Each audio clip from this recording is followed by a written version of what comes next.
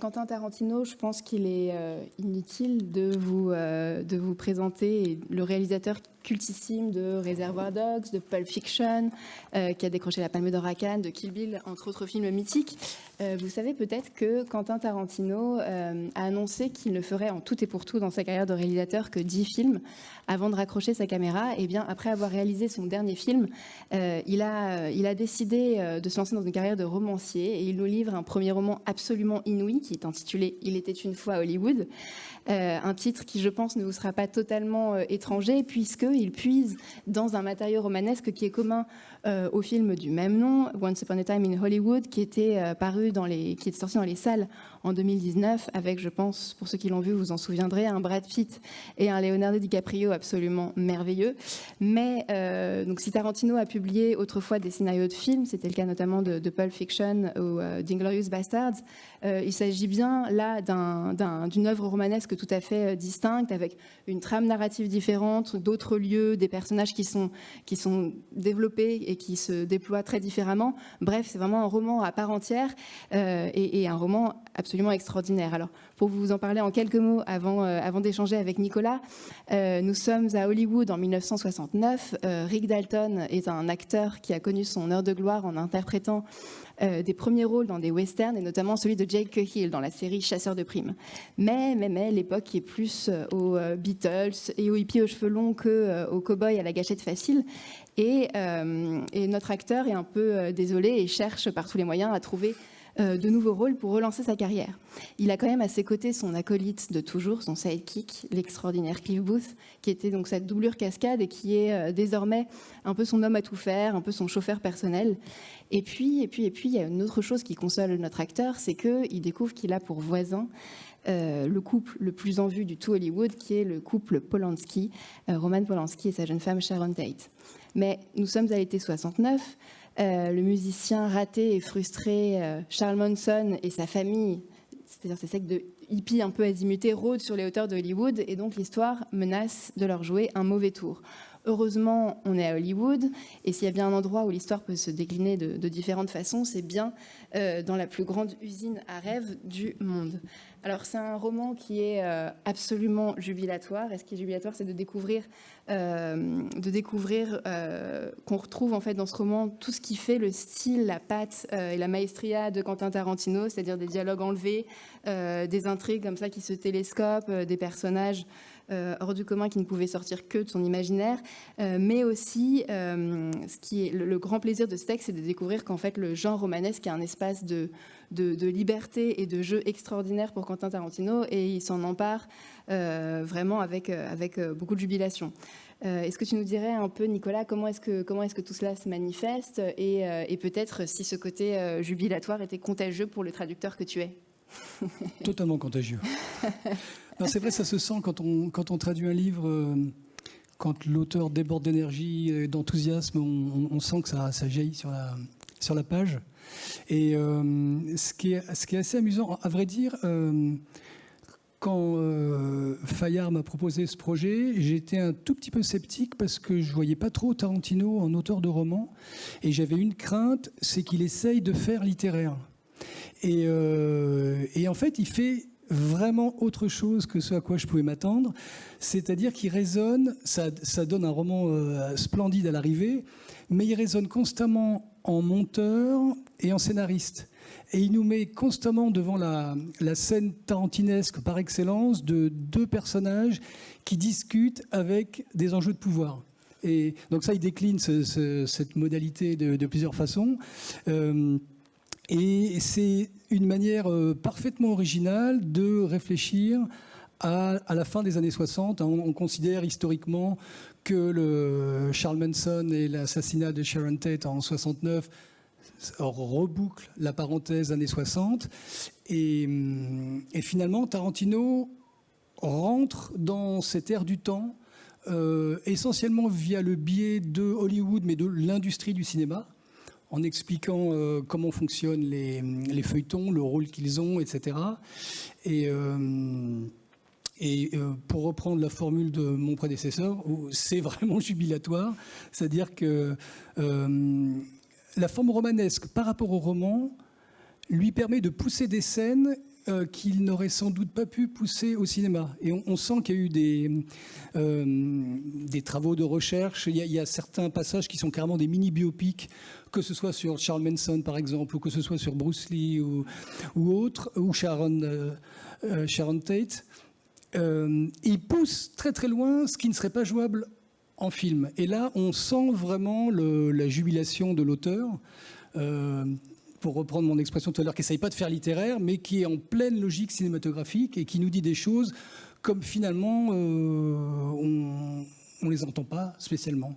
Donc voilà, sur cette, non pas l'agonie des 60, mais des années 60, mais c'est ce moment de basculement. Il y a la fameuse scène de la... ça me vient à l'esprit, la fameuse scène de la moustache.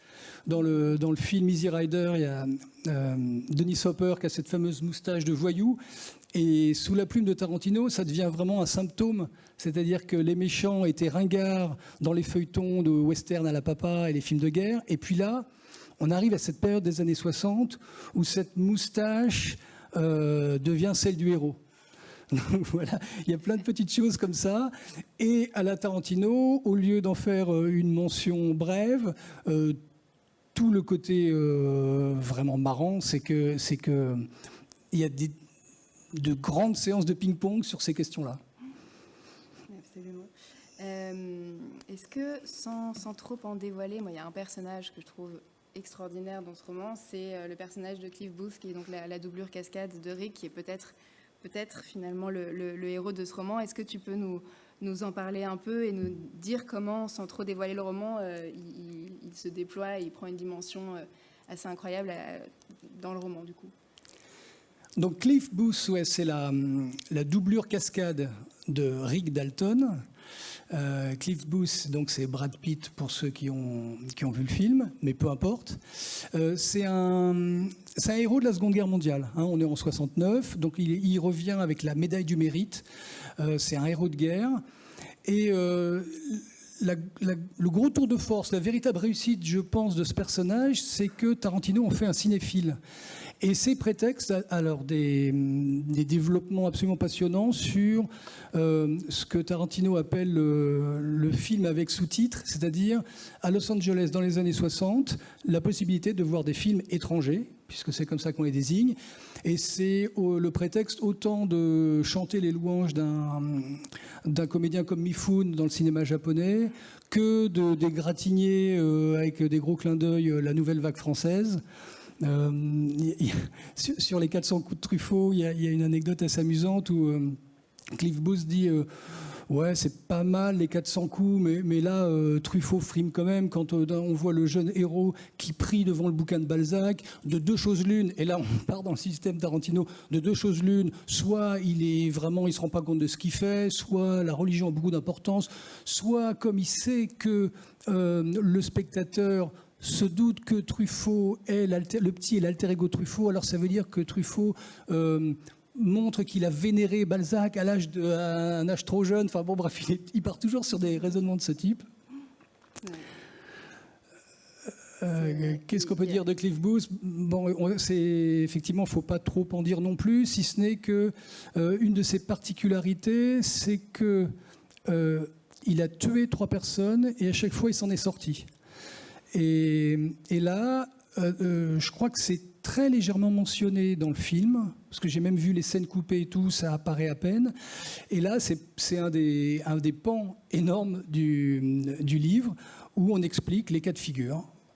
Et à chaque fois, il y a des raisons qui font hésiter, toujours la situation de rapport de pouvoir à la Tarantino, et finalement, le fait qu'il s'en soit sorti, qu'il n'ait pas été puni, est assez crédible. Donc là, voilà, je ne développe pas plus là-dessus. Effectivement.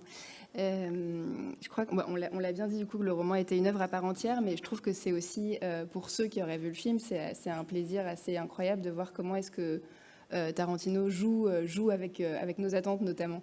Est-ce que tu nous en parlerais un peu?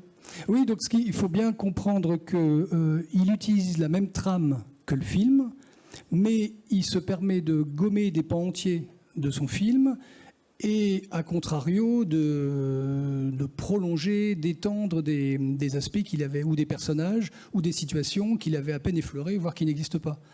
Donc, Excuse-moi, quelle était ta question ?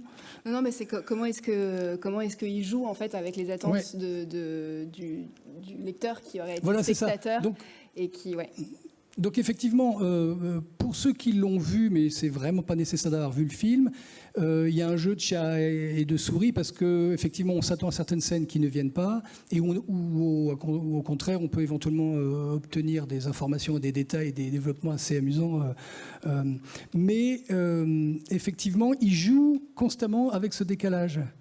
J'ai repensé à un bouquin du XVIIIe siècle, là, le moine de Monk, le moine de Lewis, qui avait été au début du XXe siècle re-raconté par Artaud. Et je crois qu'il se livre avec ce système de novélisation libre.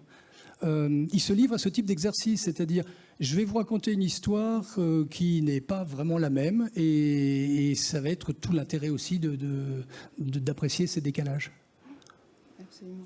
Je pense que c'est pas un hasard si Tarantino a choisi ce film-là pour le matériau en tout cas de ce film-là pour le transformer en matériau romanesque, et c'est du coup un roman dans lequel il rend de façon assez étonnante hommage à Hollywood d'une certaine époque, et d'une époque qui est marquée par un tournant, et je trouve qu'à travers beaucoup d'anecdotes, à travers toute sa culture cinéphile, son érudition, il nous emmène, il nous fait vraiment découvrir les coulisses de Hollywood.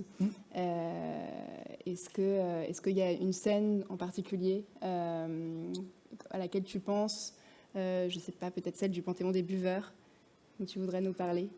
Alors ça, c'est la scène finale. Et est-ce que c'est pas dommage Est-ce que c'est pas c'est vrai. Non, mais ce qui est vraiment...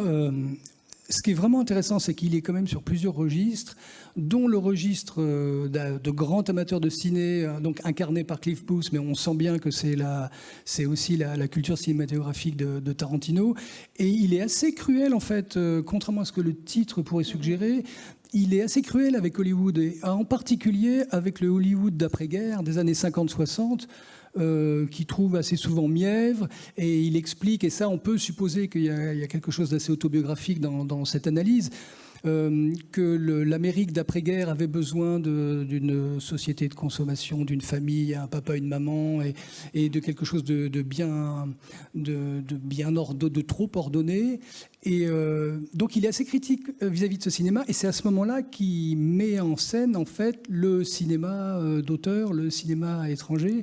Donc ça une fois de plus, il va assez loin dans ses analyses, et il va jusqu'à analyser des scènes, alors toujours de manière amusante et légère, mais il va quand même assez loin, et ça je l'avais remarqué. J'ai eu la chance de le rencontrer 2 fois parce que j'avais traduit son Inglourious Basterds, les dialogues qui sont à l'écran.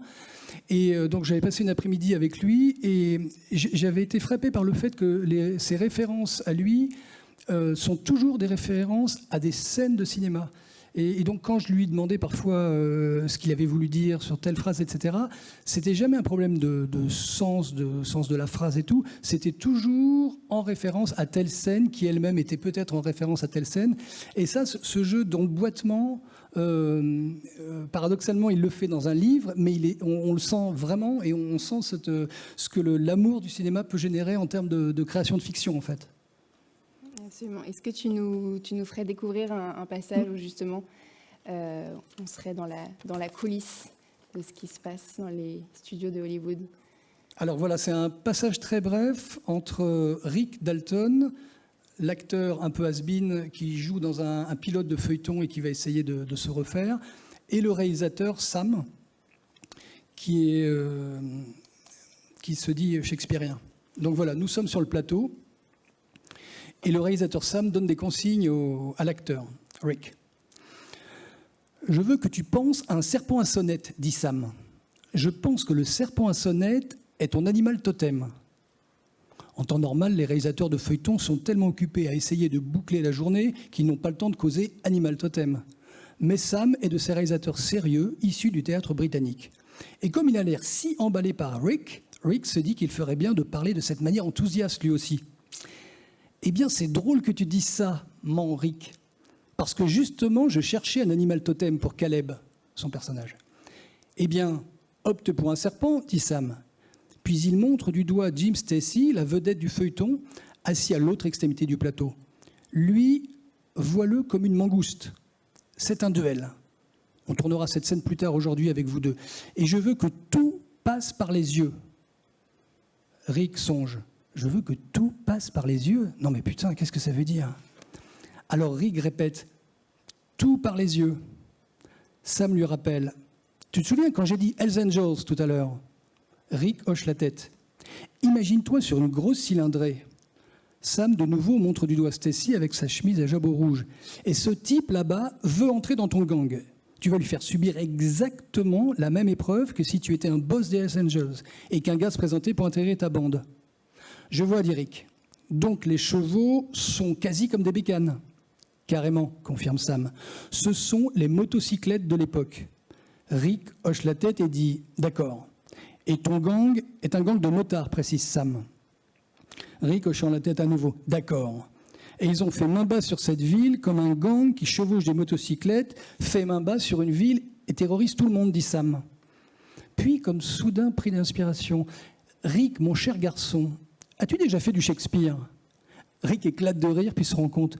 « Oh merde, il déconne pas. »« Moi ?» demande Rick. « Oui, dit Sam. » Rick se dit « Putain, est-ce que j'ai une tronche à faire du Shakespeare ?»« Non, répond Rick, j'ai pas fait beaucoup de théâtre. »« Ma foi, on jurerait que le rôle d'Edmond a été écrit pour toi, dit Sam. »« Edmond, c'est le fils bâtard, lui rappelle Sam. C'est le fils bâtard qui a été toute sa vie plein de ressentiment. Il est plein de ressentiment parce que le roi l'a exclu, explique Sam. »« D'accord, dit Rick. »« Tu ferais un Edmond du feu de Dieu, déclare Sam. »« Vraiment, songe Rick ? » Eh bien, merci, dit Rick, ça me flatte que tu penses ça. Rick n'arrive même pas à lire Shakespeare, alors encore moins à le parler et encore moins à savoir de quoi ça parle. Et je serais honoré de te diriger en tant que comédien dans cette pièce, déclare Sam. Rick avoue en toute franchise. Bon, faudrait que je fasse un peu de lecture, je vais être honnête, j'ai pas lu beaucoup de Shakespeare. Rick songe, j'en ai pas lu du tout, à vrai dire. Ce n'est pas un problème, insiste Sam. Je peux travailler avec toi là-dessus. Bon, comme j'ai dit, j'ai pas fait beaucoup de Shakespeare. Moi, j'ai surtout joué dans des westerns. Ma foi, tu serais étonné du nombre de westerns dont l'intrigue est shakespearienne. Tu vois, chaque fois qu'il y a une lutte pour le pouvoir ou pour savoir qui sera le chef, c'est purement shakespearien. Rick hoche la tête et dit « Ouais, je vois. » Et c'est le rapport qu'il y a entre vous deux, Caleb et Johnny, une lutte pour le pouvoir. Et lorsqu'on fera votre scène finale ce soir, la scène de demande de rançon avec la petite, on pourra discuter de Hamlet. Rick demande « Tu veux dire que Caleb est comme Hamlet ?» Et un Edmond, dit Sam. J'ai peur de ne pas bien connaître la différence. Eh bien, ce sont tous deux des jeunes hommes en colère et en conflit. Et c'est pour cela que c'est toi que j'ai choisi. Mais sous Hamlet, sous Edmond, il y a un serpent à sonnette. Un serpent à sonnette, dit Rick ? Sur une motocyclette, confirme Sam. Merci beaucoup, Nicolas. C'était donc Il était une fois Hollywood. Merci infiniment pour cette présentation. On vous invite très vivement, évidemment, à le découvrir. Je crois que jubilatoire, c'est le mot du jour. Mais effectivement, ruez-vous, c'est une merveille. Merci beaucoup à tous.